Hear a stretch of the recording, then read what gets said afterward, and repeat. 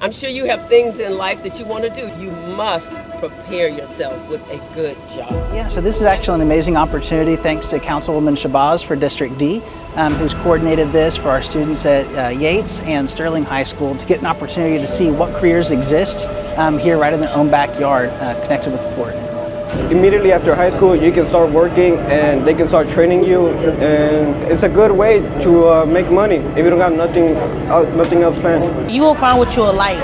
Like, you can still work here, but it's different stuff you probably like. It really opens up a whole new world for me. Like, until now, like, I thought I had everything figured out.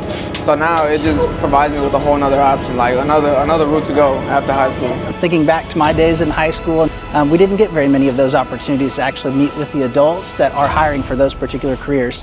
And in many cases, these are careers where students directly out of high school can earn $50,000, $60,000 plus, going directly to work with these companies and have career trajectories into six-figure incomes.